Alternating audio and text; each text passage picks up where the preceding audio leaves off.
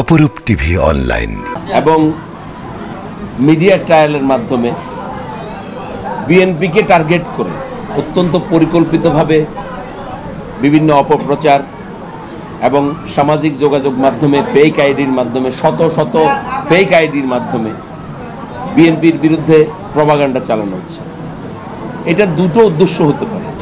একটা হচ্ছে এই দেশের স্বাধীনতা সংগ্রাম থেকে শুরু করে সকল গণতান্ত্রিক আন্দোলনে, স্বাধীনতা সংগ্রামে বিএনপি রাজনৈতিক দল ছিল না, কিন্তু এই বিএনপির প্রতিষ্ঠাতা শহীদ রাষ্ট্রপতি জিয়াউর রহমান একজন সামান্য আর্মির মেজর, উনি নিজের জীবন বাজি রেখে সেদিন বাংলাদেশের স্বাধীনতার ঘোষণা যদি না করতেন, হয়তোবা আমরা এই দেশ স্বাধীন হতে কিনা আজকে প্রশ্ন রাখি। কারণ তৎকালীন সময়ে যারা রাজনৈতিক নেতৃত্ব ছিল তারা কেউই জনগণকে কোনো দিক নির্দেশনা দেন নাই। আর্মিতে কোনো ডিসিপ্লিন ফোর্সে বিদ্রোহ করার অর্থ হচ্ছে মৃত্যুদণ্ড। জিয়াউর রহমান মৃত্যুদণ্ডকে পরোয়া করেন নাই। উনি ঘোষণা করেছিলেন, প্রথমে বলেছেন উই রিভোল্ট, পরবর্তীতে বলেছেন, স্বাধীনতা ঘোষণা করেছেন I major Zia, I declared independent of Bangladesh. সেই জিয়াউর রহমানের বাংলাদেশের জন্মের সাথে জিয়াউর রহমানের সম্পর্ক। পরবর্তীতে অনেক পট পরিবর্তনের মধ্য দিয়ে বাংলাদেশে জিয়াউর রহমানকে ক্ষমতায় বসিয়েছে। জিয়াউর রহমান ক্ষমতা বসেনি, ওনাকে কারাগার থেকে মুক্ত করে 7 নভেম্বর ঐতিহাসিক বিপ্লবের মধ্য দিয়ে বাংলাদেশের মানুষ ক্ষমতায় অধিষ্ঠিত করেছে। জিয়াউর রহমান জোর করে ক্ষমতা দখল করেনি। বিএনপি জোর করে কখনোই রাষ্ট্র ক্ষমতায় আসেনি। 90-এর গণ আন্দোলনের মধ্য দিয়ে স্বৈরাচারের পতনের পর দেশনেত্রী বেগম খালেদা জিয়া 9 বছর একজন গৃহবধূ থেকে রাজপথে নেমে এসে আন্দোলন সংগ্রামের মধ্যে অনেক কারা নির্যাতন, অনেক সংগ্রামের মধ্য দিয়ে এই দেশের গণতন্ত্র প্রতিষ্ঠা করেছেন, বহুদলীয় গণতন্ত্র প্রতিষ্ঠা করেছেন এবং জনগণের ভোটে বিএনপি 3বার বাংলাদেশের রাষ্ট্র ক্ষমতা এসেছে। বিএনপির ইতিহাস পিছনের দরজা দিয়ে ক্ষমতা যাওয়ার স্বপ্ন বিএনপি কখনোই দেখেনি। বিগত 17 বছর আমরা নিরলস সংগ্রাম করেছি। আমরা এই দেশে গণতন্ত্র প্রতিষ্ঠার জন্য আমাদের দলের 20,000 নেতাকর্মী জীবন দিয়েছে, লক্ষ লক্ষ নেতাকর্মী পুঙ্গুত্ব বরণ করেছে। কারাগারের নির্যাতন, পারিবারিক নির্যাতন, অর্থনৈতিক নির্যাতন, সব কিছুর পরে একটা 16 বছরের ধারাবাহিক আন্দোলনের ফসলে এই 5 আগস্টের বিপ্লব সংগঠিত হয়েছে।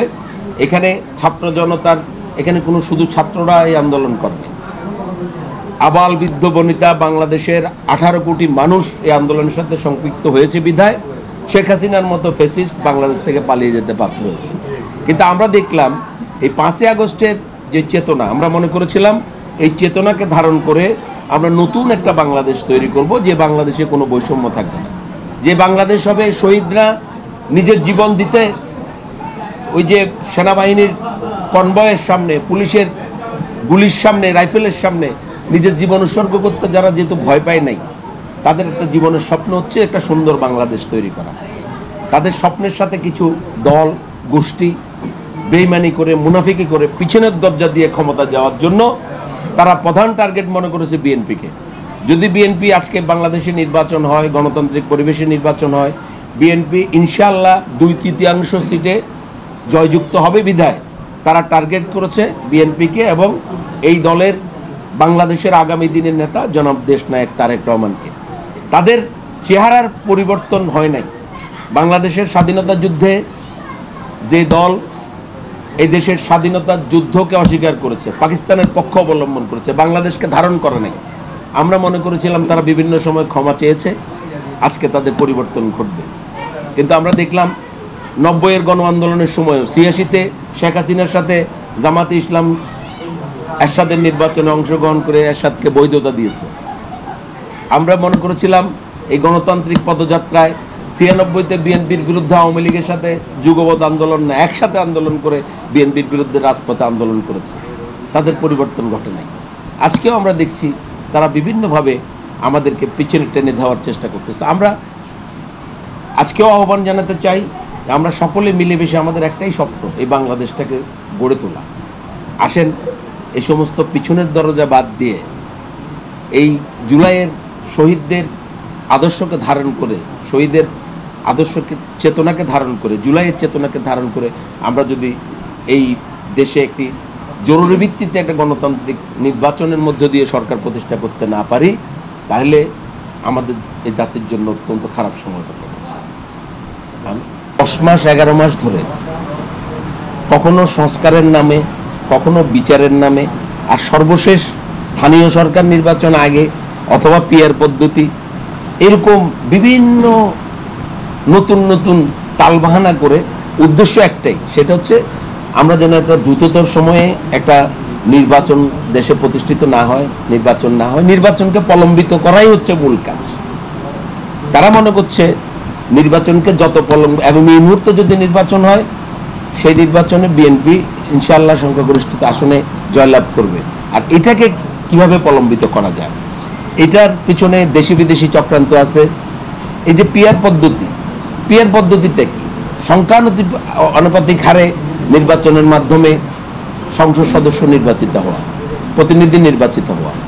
আমার এই নির্বাচনী আসনে কে নির্বাচিত হবে এটা আমি জানবো না। দলের পক্ষ থেকে ওই সিলেটের একটা লোক এই এলাকায় এসে এমপি হবে দলের কোটায়, তাহলে সেই এলাকার মানুষের সাথে তার সুখ দুঃখের কোনো সম্পর্ক থাকবে না।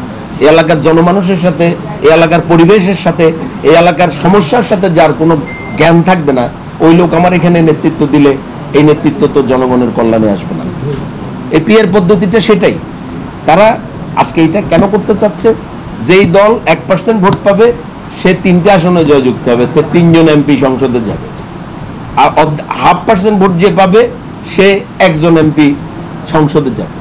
ওই যে এমপি হওয়ার জন্য, যেন তেন উপায়ে এমপি হওয়ার জন্য, অথবা বিএনপিকে এদেশের নেতৃত্ব থেকে টেনে ধরার জন্য তারা আজকে যে নতুন নতুন তালবাহানা করছে, এই তালবাহানা এই দেশের মানুষ সহ্য করবে না। কারণ আজকে এই 1 বছরে আমাদের দেশের আইন শৃঙ্খলার চরম অবনতি হয়েছে। দেশে সত্যিকার অর্থে জনমানুষের যেই পরিমাণ শান্তি থাকার কথা ছিল, আইন শৃঙ্খলা বাহিনী যেভাবে কার্যকর হওয়ার কথা ছিল, রাষ্ট্র যেভাবে কার্যকর ভূমিকা থাকার কথা ছিল, সেভাবে কার্যকর ভূমিকা রাখতে পারছে না। আজকে নতুন নতুন মব সন্ত্রাসের মাধ্যমে দেশে একটা অরাজক পরিস্থিতি তৈরি করার চেষ্টা করছে। আমরা দেখেছি ঢাকায় মিটফুট হত্যাকাণ্ডের পরে এদের আসল চেহারা জাতির সামনে পরিষ্কার হয়ে গেছে। যারা আগে থেকেই পরিকল্পনা করে এরকম মব সন্ত্রাস সৃষ্টি করে বাংলাদেশকে অস্থিতিশীল করতে চায়, এদের বিরুদ্ধে দেশের মানুষ সচেতন আছে। আমরা বিশ্বাস করি তাদের এই ষড়যন্ত্র সফলকাম হবে না।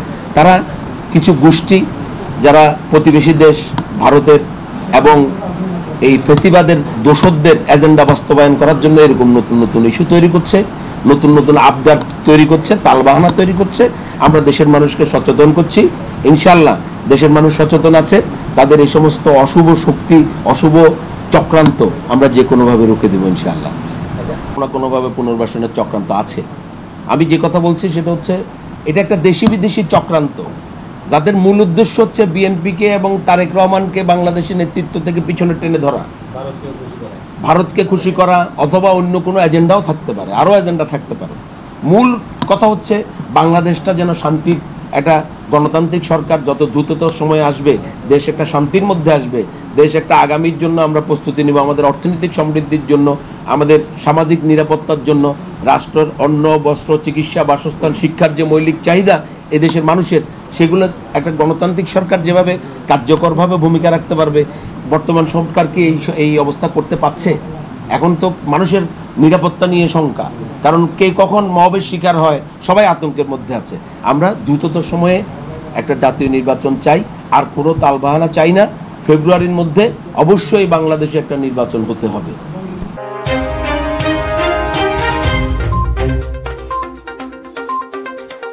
অপরূপ টিভি অনলাইন।